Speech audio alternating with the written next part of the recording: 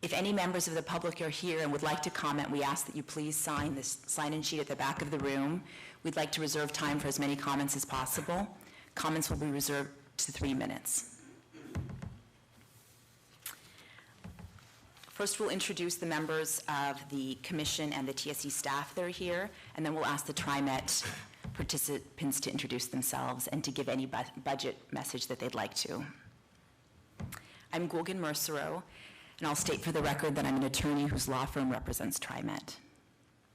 My name is David Barringer, and I have no conflict of interest with TriMet. My name is Craig Gibbons, and I'm the Executive Director of TSCC. Junie Butchart, staff. You want to go around, or you want me to? Okay. Well, good morning. Good morning. Thank you for being here this morning. We look forward to working with you. I'm Bruce Warner. I'm the president of the TriMet Board of Directors. With me right now, and I'm sure you'll see a couple more come on in, is Director Craig Prosser, representing Lake Oswego, Clackamas County area, and Director T. Allen Bethel, who represents Northeast Portland. Is there any more than Northeast? Okay, and the other commissioners will come on in. I think you have the name tags right here. You can see who we are. Yeah, I think you've met the General Manager, Neil McFarland, who's been here quite a while, and the staff relies on him a lot. Randy Stedman is our, essentially our labor relations point, human resources. Shelley Devine is our general counsel.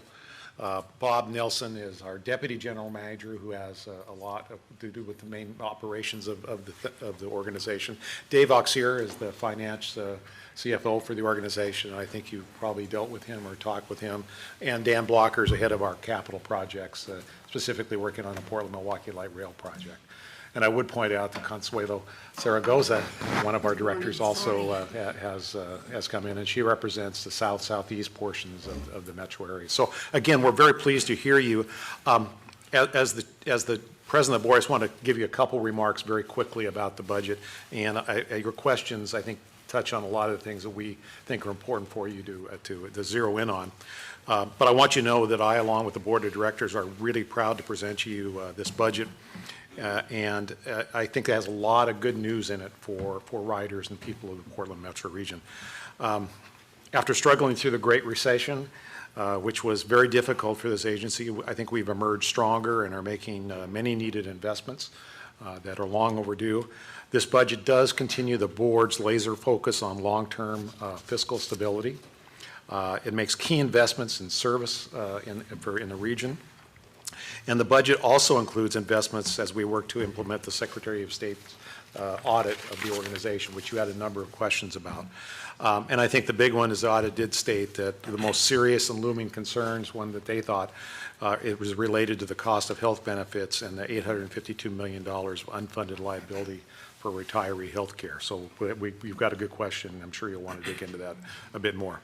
I do want you to know, through our last interest arbitration, TriMet is beginning to lower its union employee and retiree benefit costs, but there's still much more work that needs to be done to align the total compensation with our peer agencies and TriMet's non-union workers. You should also know that this budget is consistent with the board's policies. We've been focusing a lot on financial policies. The big one, board fund balance policy. A second one is our pension funding policy, which we'll answer in a question you have later. And it also fits within the framework of a strategic financial plan that the board is carefully developing, and this budget was guided with that input and guidance. All in all, a much more positive outlook for TriMet, as a lot of good work has been done to prepare the agency for a budget like this that has seen just many investments that our riders will enjoy in the future. With that very quick introduction, I'm going to turn it over to TriMet's General Manager to walk you through a few details, and then we'll get right into your questions, if that's okay. All right. Neil? Members of the Commission and members of the Board, good morning. Again, I'm Neil McFarland, TriMet's General Manager, and I'm pleased to dig a little deeper into some of those details that Board President Warner outlined. One, when you sit in my chair, you clearly see how important this transit system is to this region. One of the things I want to just emphasize is 320,000 times a day on an average weekday, somebody steps across the threshold of a TriMet vehicle, a train or a bus, and that equates to that occurring 100 million times a year. So we're clearly important and essential to the operations of this regional economy and this whole and in the mobility of our citizens. And when I go out and talk to members of the community in almost any forum, what I hear is we want more. We need more service. And I'm really pleased to be able to present a budget that actually responds to that. As the board president noted, we have had some difficult times through the Great Recession, and we've had to make some very difficult decisions and calls, none of which were easy, but not all of which I think have left us in a stronger position right now to be able to respond to the request for service. Let me go through just a few of the highlights. First of all, related to our revenues, we do see a healthy increase in the payroll tax. And one of the really positive things about that is that it is due to the real growth in the region. It's not an inflationary increase. It's really due to real growth. And as you know, an inflationary increase is a double-edged sword because it also affects your costs the way it also affects your revenues. So that's a difference. We've actually seen in the last, in fiscal year 14 and 15, a slight uptick in federal assistance funds, our formula funds. We expect that to be flat going forward, and there is a great deal of uncertainty as we look into the sort of the future of federal transportation grant programs. We are proposing no change in our adult fare and actually have sort of budgeted existing policies moving forward related to our fare program. But I just wanted to take a note that fares continue to be an incredibly important part of our revenue stream, representing over usually 25% of our overall funds, and that equates to more than $100 million a year. So it's a very big revenue source for TriMet. As we noted, this budget does give us the opportunity to respond to some of the needs that we've got, most importantly related to investing in service. And this actually continues our program of beginning to restore some of the important service that was reduced during the Great Recession. The total investment in new service is about $7.1 million in this budget. About $3.6 million of that actually goes to restoring frequent service intervals during weekday evenings and on Saturdays. We'll see how far we can stretch that as we get into the year about Sundays as well. We also have a similar amount, about $3.4 million, going into what we call really the maintenance of our routes, which is responding to overcrowding, responding to schedule issues, and that is additional service and additional buses that need to be in circulation primarily during the peak hour to respond to our growing demand. We're also have a continued or accelerated program of replacing our bus fleet, and the program this year includes 64 new buses. If we were at a steady state and where we needed to be, we should be replacing 40 buses a year, but we're accelerating that because we were behind the dime in terms of where the age of our bus fleet. And so by the end of this fiscal year 15, we'll have a total of 249 replaced buses over the last few years. And by the time we hit the end of fiscal year 16, we'll have our fleet at an average age of 8, which is exactly where we want it to be, so caught up, in other words.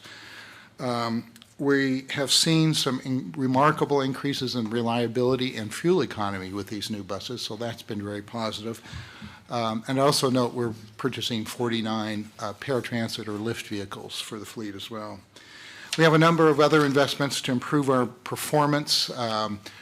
Part of what we are recognizing is that the oldest parts of our light rail system are now approaching 30 years old, and that's been used very hard, and that means that there will be increased focus on maintenance and rehabilitation of our assets as we move forward. So assets such as track segments, particularly curved track or switches, signals will all be, and some station improvements will all be focused on a gradual program of rehabilitation over the next few years, and we were able to fund that with a healthy amount this year as well. Related to improving things, we have a new GPS system proposed for the MAX, which is essentially the higher quality GPS we now have on our buses. We have a path forward on electronic fare. We hope to be able to describe that to you a little bit further later. Better customer facilities at the Sunset Transit Center and also rehabilitation of the zoo station. We have a proposal to add capacity on the West system and begin that process of actually acquiring an additional DMU. And again, and I know you have questions about this, we'd love to talk further about the Portland-Milwaukee project, which is scheduled for opening in September 2015. And we're very pleased to report that's on time and on budget and proceeding very well. Finally, I just wanted to note that we have a number of investments in safety and security as well in this budget. Safety is our core value at TriMet. It is what we really focus on a daily basis. We are fully funding operator recertification or retraining as an annual program for the third year in a row. We are adding federally mandated positive train control to the West system. We've just completed equipping all MAX stations with closed-circuit TV, and we are now in a matter of upgrading some of the older technology we have and making sure that that system works well. We are also continuing to make some pedestrian improvements along particularly the MAX system, but also encouraging our partners that run road agencies to do the same thing related to our bus system. So that's a quick overview of the budget, and we're I think, very pleased with a program that lets us actually make some real improvements that I think our customers will see on a daily basis as they use our service. So with that, I'm sure we'd be happy to respond to your questions. Thank you very much. That was very helpful. So this is the first public hearing that TSCC has conducted to consider the 2014-15 budgets. So you guys are the first out of the block. We are pleased to see the budget focused on service restoration, which you talked about, bus replacements, and passenger fare stability. After coming out of the Great Recession, as you've called it, this is a very refreshing perspective. TriMet has accelerated the process for replacing buses from 40 to 64, as you mentioned. Could you please explain where the money comes from to enable you to do this?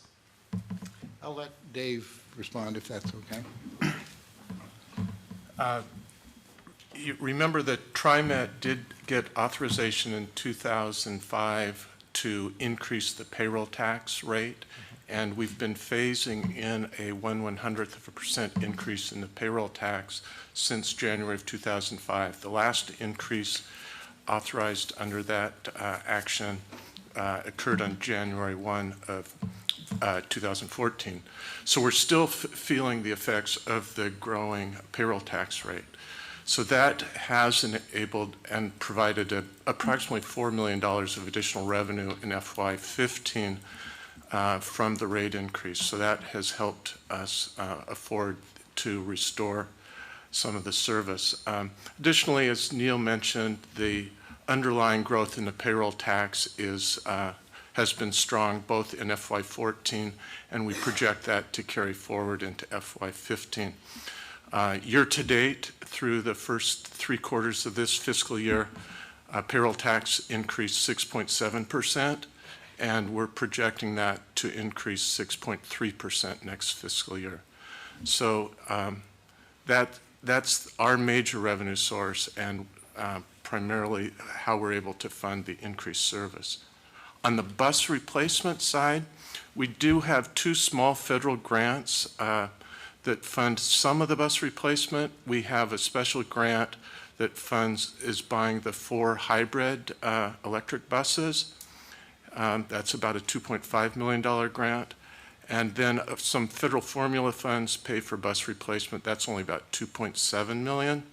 The balance of the bus order, which is in total is about $29 million for our FY15 bus order, will come from a combination of bond proceeds from a 2012 bond issue and cash on hand. So, Great, thank you very much. Will there be maintenance cost savings in ordering more new buses next year? I'm going to let Mr. Nelson respond to that. Thank you, Neil. Yeah, even as Neil said in his opening remarks, we have approximately 125 newer buses right now in the system over the past 2 years. And we've seen significant improvement in fuel economy, that's for sure. So we're projecting significant savings in diesel fuel. As these older buses go away, they are equipped with old-fashioned hydraulic lifts for the wheelchairs. They're very maintenance intensive. The newer buses have a very simple mechanical device that requires very little maintenance. So we're going to save significantly there. On the buses that are being replaced, most of the major components are no longer being manufactured. So it requires us to fabricate replacement parts either ourselves or find a machine shop. So I think it's quite expensive. The older buses also are not as nearly energy and environmentally efficient as the new buses are. The 2013 diesel engine is EPA compliant, and in combination with burning biodiesel, the exhaust is very near clean. So there's significant savings by bringing in these new buses. Thank you. Good point. We've noticed also with the 125 new buses we currently have that the miles between road calls, as we call it, is growing almost doubled what it was before we procured those 125 buses. So that's a customer service issue and a reliability issue. Sorry, did you say miles between road calls? Road calls or breakdowns on the road. Breakdowns, okay, great, thank you. Okay.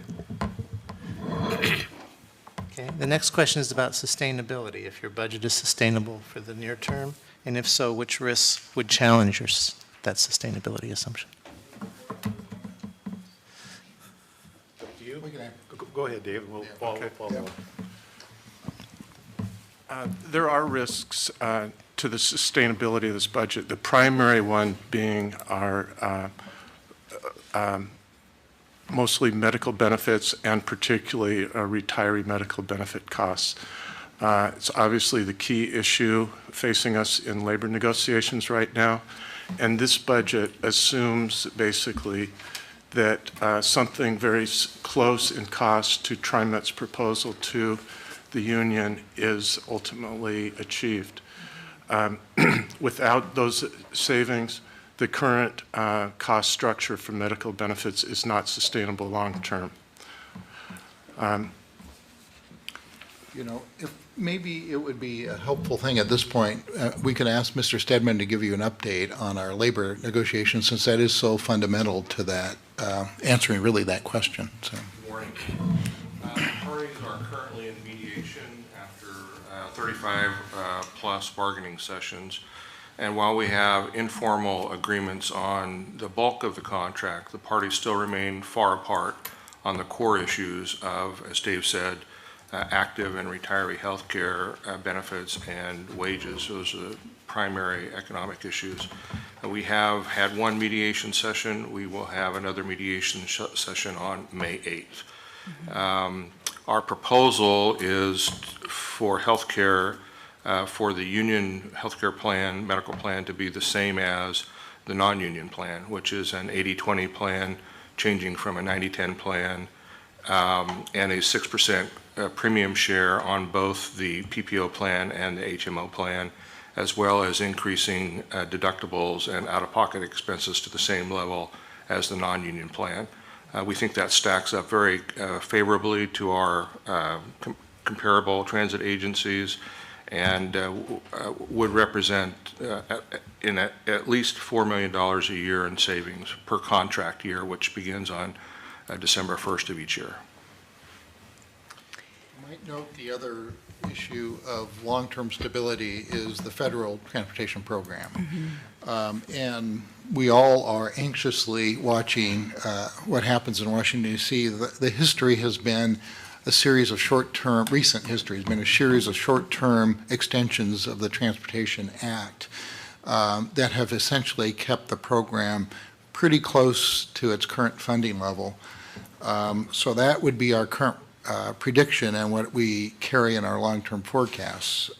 So again, we'll have to see what Washington does related to that. But there is an expiration coming up at the end of October, or 1st of October, related to that act. And Congress will have to do something before then to see the money continue to flow.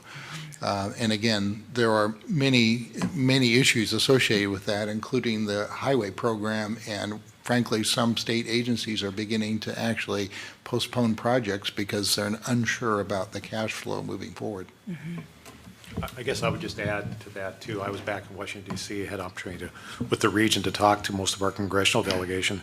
And the Highway Trust Fund, which is, pays most of our operating costs, as well as you pointed out, all the highway programs around the United States, it actually runs out of money, they were saying, August, September, October at the latest of this year. So it's a reauthorization of the programs, but it's also, again, securing resources necessary to actually fund those programs. And there's no easy answers back there in Washington, D.C. right now. I suspect we will see, as the general manager pointed out, probably a one-year extension with some general fund and other things, but that's not the long-term solution that we need here in the United States, so we're following that one very closely. I'm sorry, Craig, you were going to say something? One other thing that I'd like to add in terms of the sustainability of this budget is we have been working on developing a long-term financial strategic plan. And if you remember, it was called out in the Secretary of State's audit. She was very encouraging of our efforts. We developed some draft guidelines. Those are principles. Those were used as guidelines in this budget. And so we were able to road test those. There's a few little tweaks, but on the whole, they've worked well. Our plan was originally to adopt the strategic finance plan at the same time that we actually adopt this year's budget. But quite honestly, the public input hasn't been as strong as we would have hoped. So our Finance and Audit Committee, which is made up of President Warner, Director Stovall, and myself, we are going to hold 2 sessions in May and June where we're actually inviting stakeholder groups, or sending them a letter, inviting them to come in to talk to us about the strategic finance plan. Our goal is to adopt that plan by the end of July. So I think that will also help us in terms of developing budgets and financial strategies to sustain us into the future.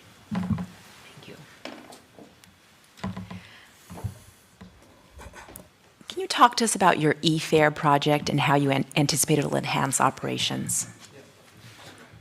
Yes, and actually, we've brought the real expert, our project manager on the electronic fare project, Chris Tucker. This is actually one of our larger initiatives to improve service to our customers, and we're very excited about it, but also very carefully developing it because we know these technology projects are difficult. So, Mr. Tucker? Yes, thank you. Good morning. I think this is on. All right. I'll go ahead and cover kind of the what, why, how, and when of electronic fare, but at a pretty high level. TriMet's replacing a very antiquated way of collecting fares, currently using paper tickets and passes, and we're moving towards an account-based system which also will accept open payments, which means bank cards and mobile phones. So essentially, we're building a new electronic fare system, and this is similar to systems that are around the world. Close to us would be in Seattle, the Orca project, which is a contactless card you can tap and ride. Also in the Bay Area, there's the Clipper program, where many agencies participate in one card that you can use to ride transit throughout the region. Essentially, it's adding payment validators to the buses and the rail platforms, which allow a customer to tap their card to board the vehicle. This will allow us to use a card, a transit debit card essentially, but it will also, unlike the projects north and south to us, will allow customers to use a contactless bank card, as well as a smartphone that has near-field communication. And so we're really shifting to a merchant model where customers can use what's already in their pocket to ride transit. Or if they don't have a smartphone or a bank card, then this transit debit card allows them to load money with cash and use that card, say, at a retail store. Load the money as you're buying groceries, and then you can board to ride transit thereafter. So when you say a bank card, you mean like a bank debit card or a credit card or Exactly. both? Yeah, so there's a big change in the way that issuing banks send us cards. Now they tend to have a magnetic stripe on the back. In the future, they're going to add a contactless chip to that because it's more secure. So I think most of us in the next few years will see that our banks are issuing those contactless cards. Part of that is due to the security protocols that the rest of the world has enjoyed, such as Europe. Part of it is being fast-tracked because of the Target breach. And so that's getting the issuing banks to realize they need to really roll out the security to reduce fraud. So that's really electronic fare at a high level. Why we're doing it, there are many customer and agency benefits that we hope to enjoy. One of them is what we call a price cap. And essentially what that does is it allows a customer to load value to this transit card, say $5 a day or $25 a week, and then tap to ride the system. The system, once it recognizes that they've spent $100, it will stop charging them.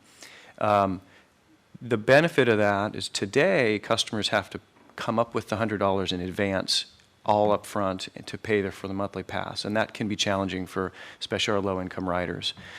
So the price caps allow you to essentially pay as you go and still enjoy the benefits of unlimited rides with a $100 cap instead of a pass. Another important benefit is that if a customer loses their card, they can cancel it. Today, if they lose their pass, it's like cash, and that is unfortunately can be repurposed by whoever found it. So this, having that lost card protection will be very important. We'll simplify the boarding process. So today, the bus operator is essentially the validator. They have to examine each ticket and pass and look at the details of the pass. In the future, the system will provide a red light or a green light to determine if that fare is valid. It also allows customers just to use what's in their pocket. Instead of having to go to the grocery store or buying from a ticket machine, they can just have an account link and load value to that account as the months or weeks go by.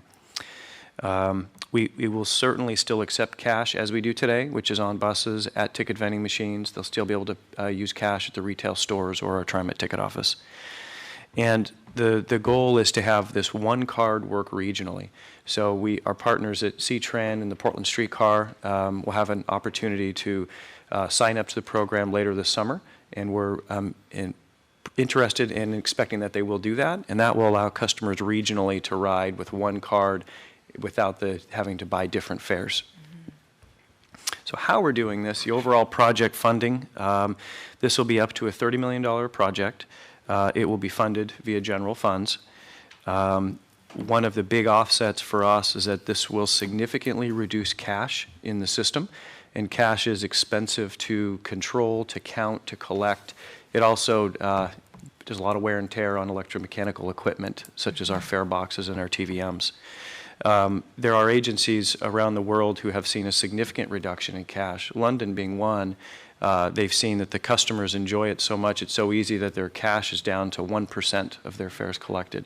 And at TriMet, it's close to 30%. So we're looking forward to seeing that reduction.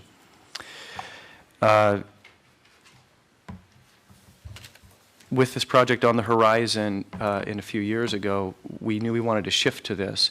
So we avoided the capital investment in brand new $20 million ticket vending machines and $10 million fare boxes, and instead did a $7 million refurbishment program. And so the electronic fare system is really the direction we knew we wanted to go, and frankly where most agencies, major agencies around the country and world have gone. The quick schedule, we approved the system integrator or primary systems contractor who's on board now as of April 1. We will finish testing the system end of 2015, and we'll start doing small customer segment tests in 2016. Want to make sure that this, we've got plenty of lead time to get the system right. Assuming all goes well through that testing and development, then full implementation would be 2017.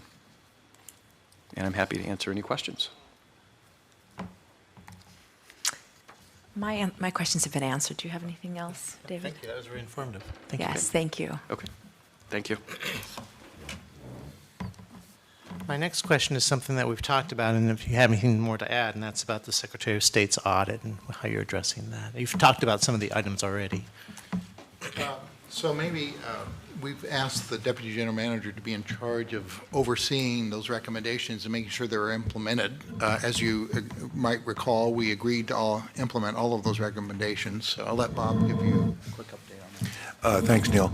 As regarding medical and pension, you heard Randy and Dave talk about how it's being incorporated into our FY15 budget. At least the cost efficiencies that we hope to gain through our collective bargaining are budgeted in proportion to that. The state audit really had three different categories: transparency and engagement, improving two-way communication with frontline employees, and route planning. Under transparency, we are budgeting for a hotline for employees to report fraud or general perceptions of wrongdoing.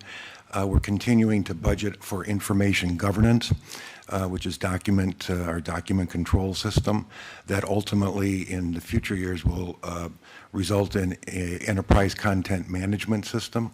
And we are resuming an annual attitude and awareness survey throughout the region. Under two-way communication, we've hired a communication manager to work directly with me on improving frontline employee communication, both two ways, us speaking to the employees, but more importantly, receiving employee feedback. And we have IT resources that will work to create what we're calling an operator portal, where both our rail and bus operators will have access electronically to information that they need to do their work. Under route planning, Neil mentioned the $7.1 million for service improvements in FY15. About half of that is for capacity and reliability. So that's to improve existing routes, and that's a benefit to not only our customers but to our operators as well. It'll provide more time for them, give a greater assurance that they'll be able to achieve their breaks, and improving bathrooms and restrooms for operators as well.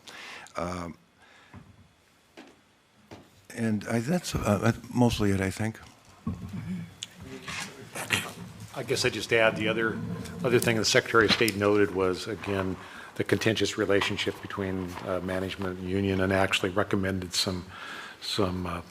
that we look outside of the normal collective bargaining process to build relationships. And I want you to know that the board has taken that very seriously. In fact, Director Esmond and myself and the general manager met with the union officials, the leadership of the union, just about 3 weeks ago, and again, an attempt to get a relationship outside of the actual negotiating table to just figure out how we can better work together. That was the first, we hope, of many more, and we've invited them to come in and go through things like our OPEB liability numbers, and get some more understanding of the factors that go into that. We actually had a meeting scheduled for this afternoon with the union, which I think they've elected not to participate, where we actually have our actuarial folks coming down and going over all the latest assumptions in those figures. So we weren't successful there, but we will continue. I want you to know this board will continue to make efforts to improve that relationship, because we think that's very critical to our future. Thank you. I understand the Blue Line is turning 30 years old. Congratulations. We must share a birth year.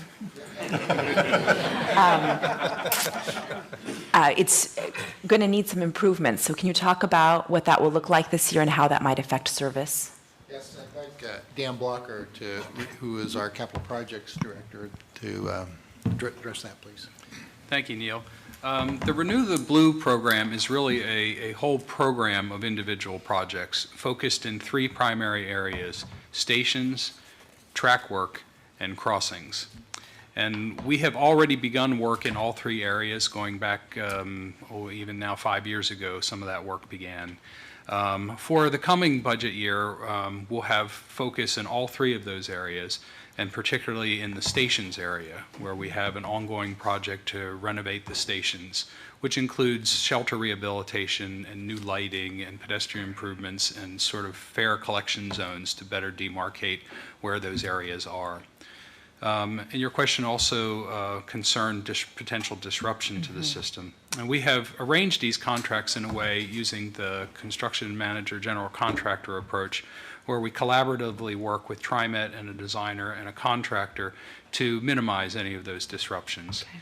And that's not to say there won't be any, but should there be periods when the stations or the crossings would need to be closed, then we would rely on a bus bridge to make sure that our patrons can continue to use our service.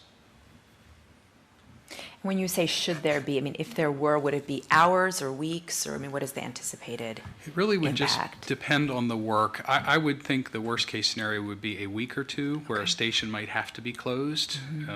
Most of the work, though, can be done with service ongoing, even if the station itself is closed. For example, the trains can continue to move through, but perhaps they can't board and deboard passengers there. Thank you. Welcome. My next question is about your big capital project, the Portland to Milwaukee line. And we're just wondering how it's going. You know, I heard you say it was on time and on budget, which is very encouraging. You know, what's some of the most challenging aspects of that big project? Dave, or Dan, sorry. Well, the project's going extremely well.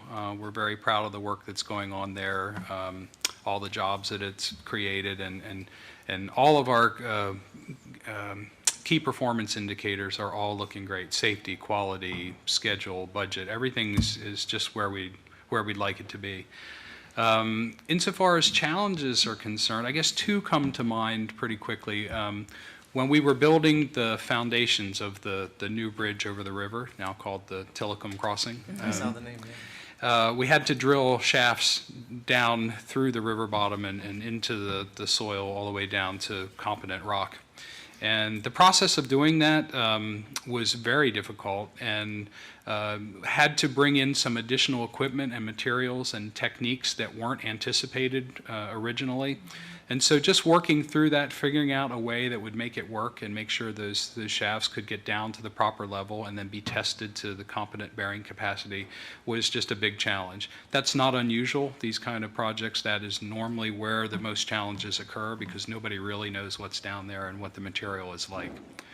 We were able to work through those just fine. Our contractor did a great job being very creative, finding a way that finally worked. And then once we found that method, they just went off without a hitch after that. The other main challenge area had to do with acquiring the right-of-way for the project. This project, much more so than our previous light rail projects, required a lot of property acquisitions, over 200 individual files, each one of which is its own separate negotiation, and some of them were extremely complicated. Large industrial relocations had to be done. We worked with 2 different railroads to acquire property from them. So, you know, this was a very, very large program. And again, we have all the property now. Everything is fine with that. But that was a great deal of work and very complicated. That'll be quite a success when you get that going in September, won't it? Yes. September 12th, 2015. Oh, good. Mark our calendars. There have been some newspaper articles that not everyone in Clackamas County is happy about the transit bridge. Is that your perception as well, and how are you managing that relationship? I would say it's certainly not a homogeneous county by any standards. First of all, I would say that the Clackamas County government is a very important stakeholder and working very well with us.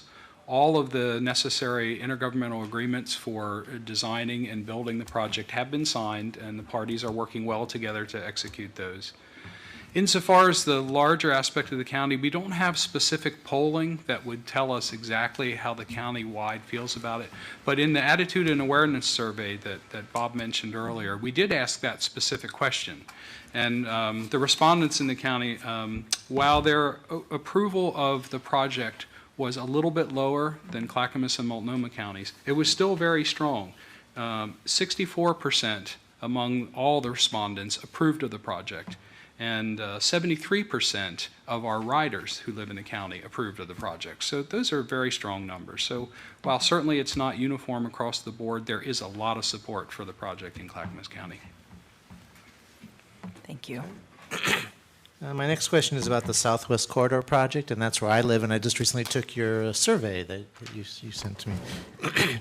So it's, the process of getting between Portland and Tigard and Tualatin, but it's been delayed and derailed or just rerouted after the approval of that ballot measure of 34-210, where the city of Tigard now is opposed to construction of high-capacity transit projects without voter approval. Can you kind of tell us what that's done to your planning and how you're going to compensate for that? Do you want to cover Dan? I can take that on. Truthfully, it's not entirely clear what that ballot measure in Tigard would do to the development of the project. However, very recently, just earlier this month, the Project Steering Committee, which is composed of senior representatives from all the stakeholder agencies, agreed to continue planning on the project so that we can try to address the concerns that were raised through the Tigard ballot measure. Additionally, we understand that Tigard is considering going out for some sort of clarification vote so that it's extremely clear to the planners exactly what the conditions are that would be favorable to the voters of Tigard. So it certainly hasn't derailed it. It's just something that's an additional requirement that's passed by a vote of the people that we have to adhere to. And that'll be your next big capital project, if there is one, I suppose. It's hard to say which one would be next. We all know that the CRC project did not advance through the state legislature this year, but that one still could be brought back. The Southwest Corridor is certainly a big project. We have other not quite that big projects that are on our capital projects forecast as well, so it's hard to know exactly. Thanks. So I want to go back to a topic we discussed a few minutes ago, which is your OPEB liability, which is notoriously big. How is TriMet's progress towards funding that unfunded liability? We'll let Dave address that.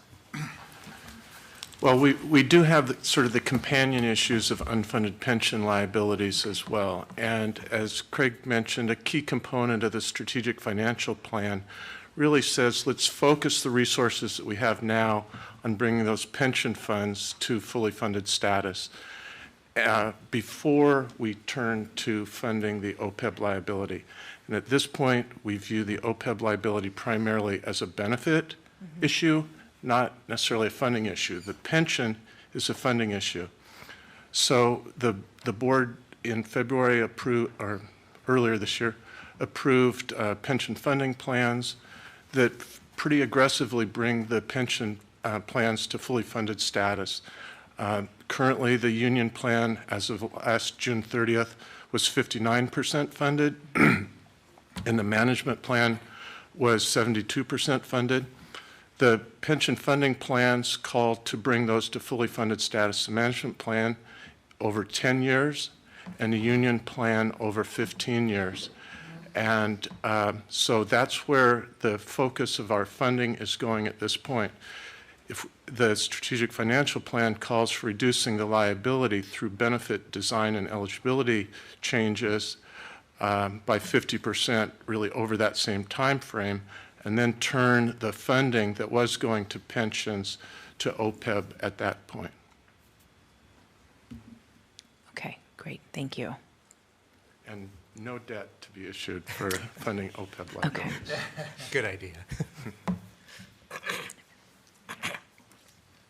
I just might note on that if there's any board comments, but certainly our board finance committee has been very actively involved in this issue and looking with us at these issues very closely. As Dave indicated, the Finance and Audit Committee has worked through the strategic finance plan, and that was a big element of it. So getting the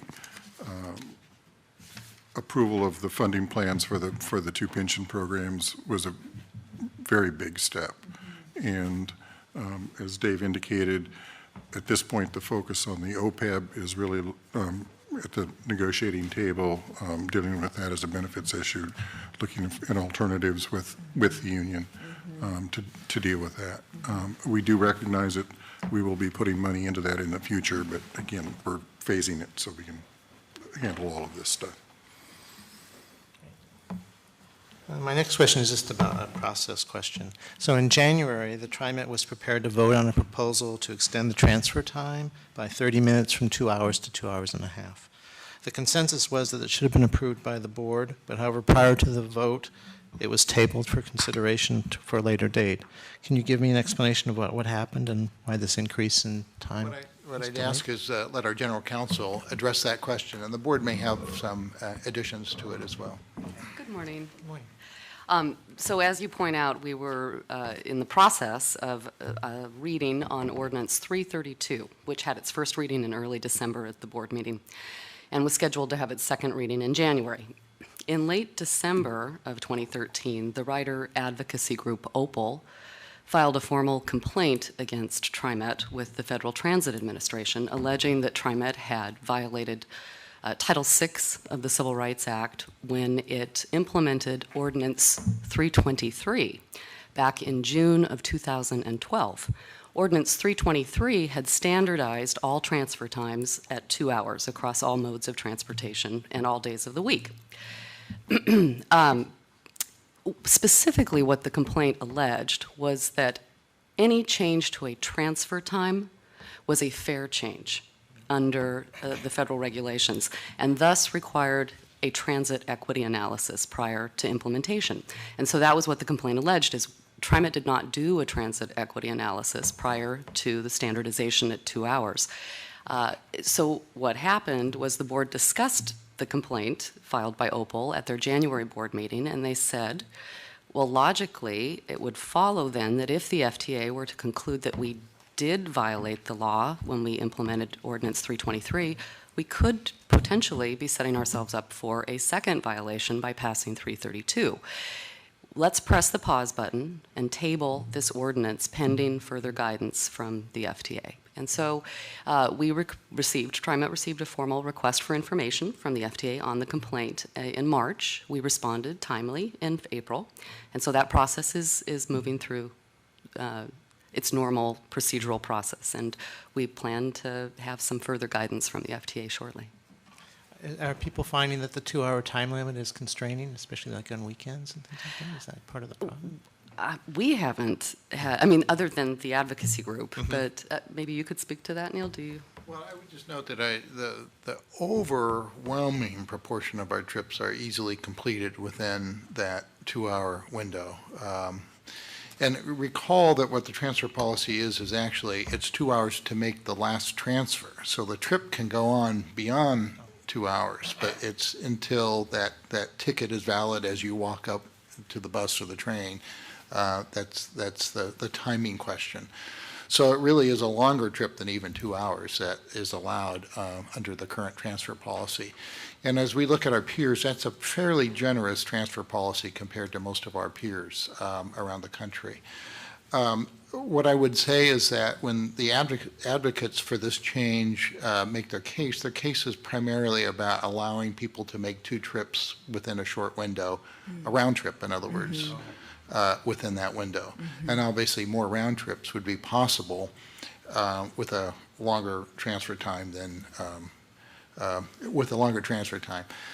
so I would just sort of note that I think that's the real issue that I think the board and we have heard from the advocates. And again, notion that would perhaps be very beneficial to low and moderate income riders. And I just point out for the record, there really is not consensus on the board about this. I think it may very well have passed had it been actually voted on in January. But again, we'll look forward to what the Federal Transit Administration has to say in terms of what we need to do. And when that's concluded, we'll again take the vote. But I suspect it will not be a unanimous vote when we get down to that. Great, thank you.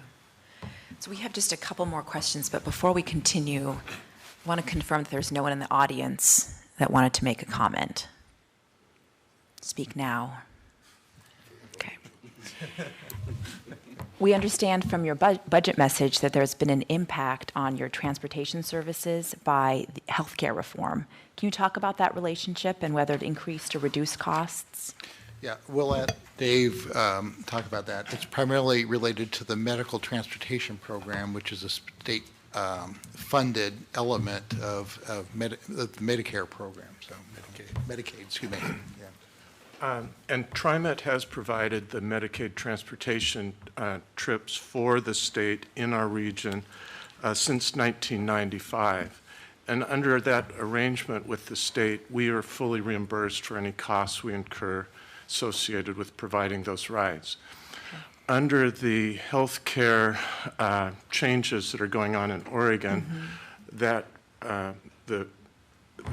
now being transferred from the state responsibility to the CCOs, Coordinated Care Organizations. And under their model, they're getting paid on a per person per month basis. And they, in essence, want to transfer that model to the transportation provider as well. And we've been in discussions with them for well over 6 months, probably close to a year almost now, and really have not been successful in coming to an agreement on a cost model that we would be willing to accept to continue to provide those services under this revised model. So at this point, they're planning on issuing a request for proposal for these services. I'm not positive. TriMet plans to respond to that, and we've indicated to them that we will respond, but only on a model that does not transfer that financial risk to TriMet. So, and we're not under any statutory requirement to provide these services. It's just been a contractual relationship with the state to date. And Dave, just so I understand that risk, is that someone could take as many rides as possible, as they need in a month, and it could be 1 or it could be 50, and you would still be responsible in getting the same? We would get the same amount for that person, no matter how many rides they took. Okay. Now, in theory, if the pool is large enough, the savings from some would pay for that high user, but the numbers that have been proposed to us to date, we did not think would fully cover our costs and would require a subsidy, basically, of TriMet general fund dollars to make that services work. Thank you. Okay. My next question is about a grant, the State of Good Repair dollars that you have in the budget. That's $17.7 million. Can you describe how the amount was determined for this grant, and are these dollars earmarked for specific maintenance upgrades? Those are federal formula funds that come to a region, and there's a fairly complicated national model on how those funds are allocated, but it's based on your rail system and the number of track miles and service hours or service miles that you provide. And so there's a pool that's allocated in MAP 21, and then based on this formula, they're allocated out to the various transit districts. It's only for the rail systems that are at least 7 years old. So, for instance, we'll get a bump in 2016 when the Green Line becomes 7 years old. There's no real restrictions on how those funds are used, but except that it is to maintain and keep these rail systems and at what the federal government calls a state of good repair. And so it is the source of funding for a lot of the projects that Dan was talking about as part of Renew the Blue. Thanks. So we touched on this a little bit. David asked Dan about what direction TriMet anticipates going, and you had indicated that that's not clear yet. Are there any plans for additional high-capacity transit in the metro area?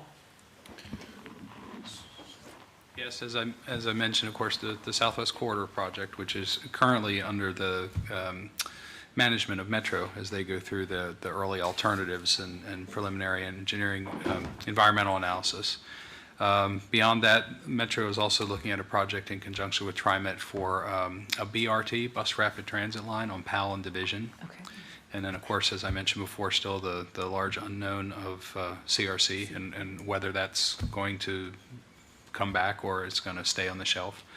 And then there are a number of other smaller projects, including things like Renew the Blue and some other maintenance facilities work that TriMet will continue to work on. That's what we know about today.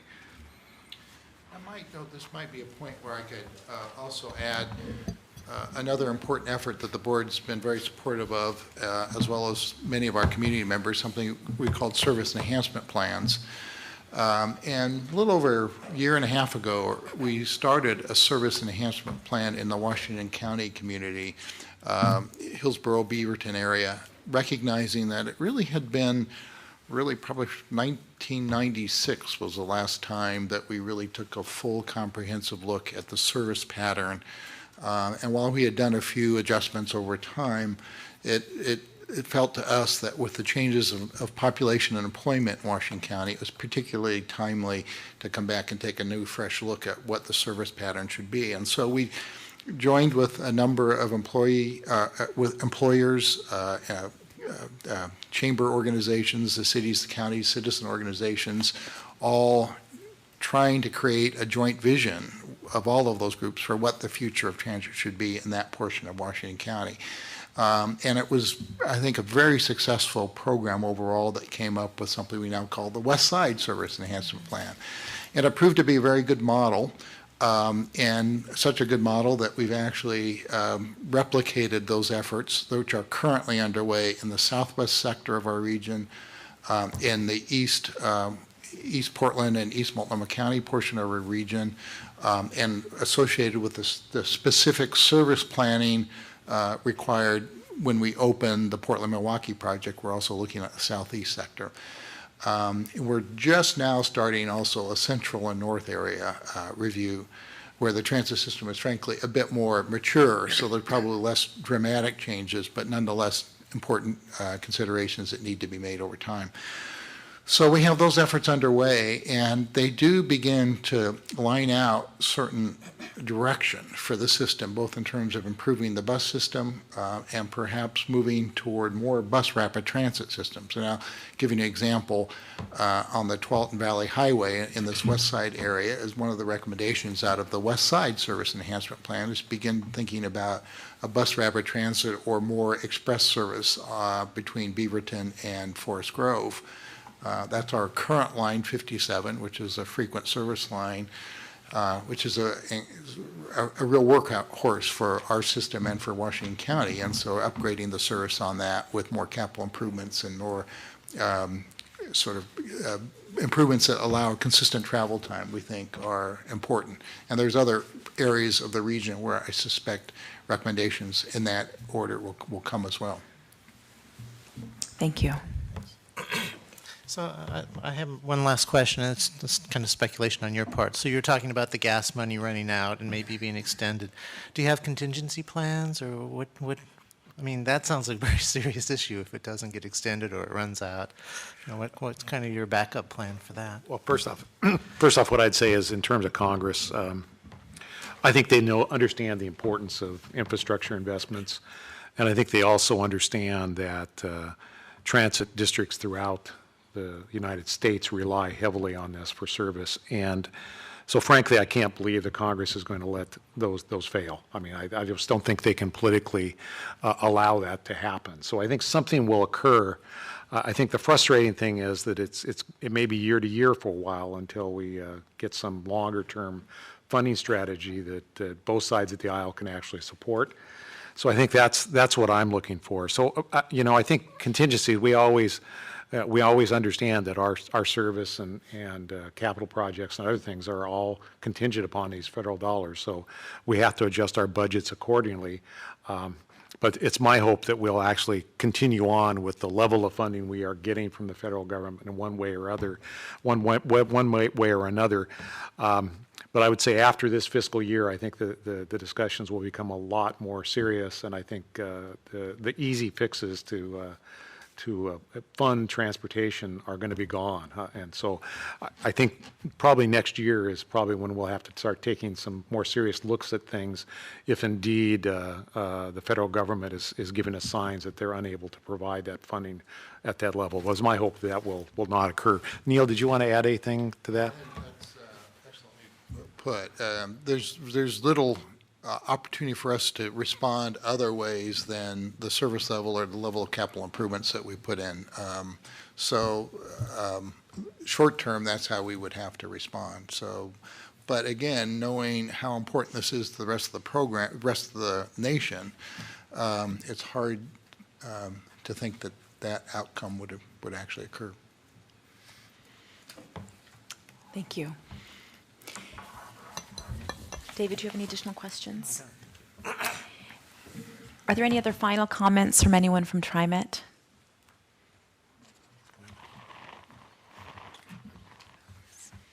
Thank you very much. With that, I close the public hearing and open a regular meeting. We have to give our comments. Oh, yeah, I think that's in our regular meeting. Oh, that's all Yeah. right. I see. And open a regular meeting of the commissioners to discuss the certification of the objections and recommendations on the budget. Madam Chair, there are no objections and no recommendations to this budget from staff. Thank you. David, any comments? Oh, yes, I just want to compliment the staff on preparing a budget. This is my first one, and it was very impressive. I'm going to hold the rest of them to this standard. Uh-oh. And this was a very informative hearing. You all came very prepared, and I really appreciate your candid answers to our questions. Thank you very much. I agree. Thank you for all the time spent on the budget message, which summarizes the budget for lay people like us, and also for bringing so many people from TriMet to answer our questions so precisely. Thank you. I will now close the meeting of the commissioners. Thank you for your participation.